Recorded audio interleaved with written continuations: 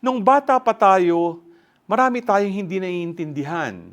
Ngunit sa pamamagitan ng pagtuturo ng ating mga magulang at nakatatanda sa atin, natutunan natin ang maraming bagay at nalaman natin ang tama at mali.